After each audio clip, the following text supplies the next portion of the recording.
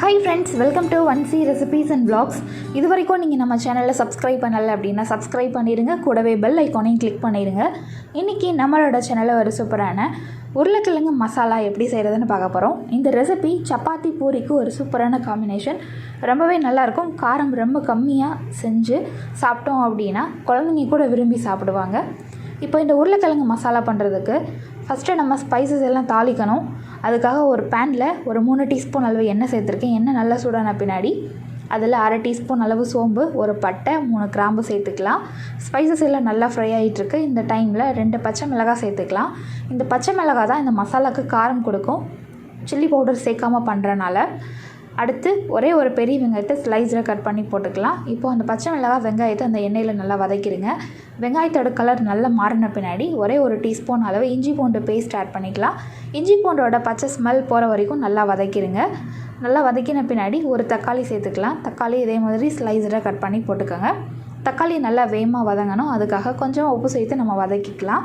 இந்த மசாலா பண்ணுறதுக்கு முன்னாடியே உருளைக்கிழங்கு வேக வச்சு எடுத்துக்கணும். நான் இன்றைக்கி உருளைக்கிழங்கு கூட 1/2 கப் அளவு குழம்பு கடலைப்பருப்பு அல்லது சென்னா தால்னு சொல்லுவாங்க இல்லையா, அதையும் சேர்த்து வேக வச்சுருக்கேன். வேக வைக்கும்பொழுது கொஞ்சமாக உப்பு மட்டும் சேர்த்துருக்கேன், வேறு எதுவும் சேர்க்கலை.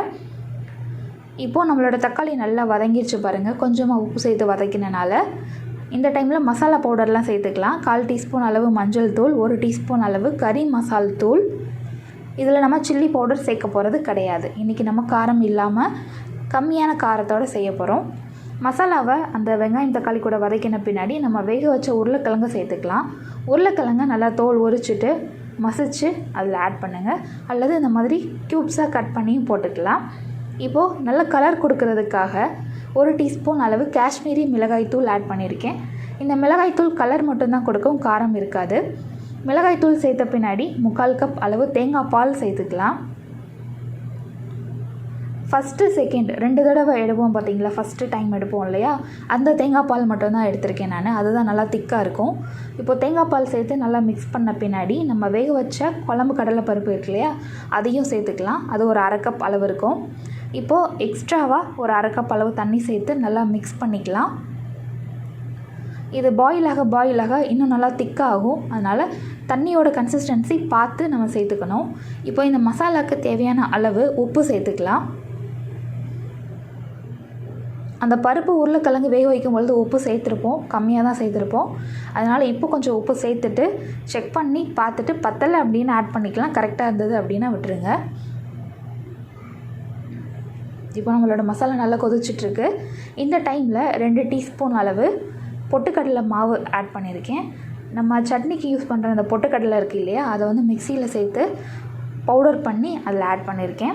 இது வந்து நல்லா திக்னஸ் கொடுக்கும் அந்த மசாலாவுக்கு. அந்த பவுடர் சேர்த்த பின்னாடி மறுபடியும் கொஞ்சம் தண்ணி சேர்த்து நல்லா மிக்ஸ் பண்ணிக்கலாம். இது பாயில் ஆக லைட்டாக அடி பிடிக்க ஆரம்பிக்கும் அடியில், ஏன்னா திக்காக ஆகும் கடலை மாவு சேர்த்துருக்கனால. அதனால் கொஞ்சம் தண்ணி மட்டும் பார்த்து ஆட் பண்ணி மிக்ஸ் பண்ணிக்கோங்க.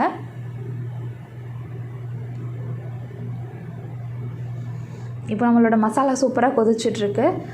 மசாலா ப்ளஸ் அந்த பொட்டுக்கடலை மாவு அதோட ராஸ்மல் எல்லாம் போன பின்னாடி ஃபைனலாக கொஞ்சமாக கருவேப்பிலை, கொஞ்சமாக மல்லி இலை சேர்த்து நல்லா மிக்ஸ் பண்ணிவிட்டு ஃப்ளேம் ஆஃப் பண்ணிடுங்க. அவ்வளோதான், நம்மளோட சுவையான உருளைக்கிழங்கு மசாலா சூப்பராக ரெடி ஆயிடுச்சு.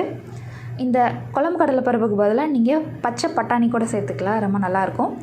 இந்த ரெசிபி நீங்களும் ட்ரை பண்ணி பாருங்கள். இந்த வீடியோ பிடிச்சிருந்தது அப்படின்னா இந்த வீடியோக்கு ஒரு லைக் கொடுங்க, எல்லாத்துக்கும் ஷேர் பண்ணுங்கள். மறக்காமல் நம்ம சேனலை சப்ஸ்கிரைப் பண்ணுங்கள். இதே மாதிரி ஒரு சூப்பரான வீடியோவில் மீட் பண்ணலாம்.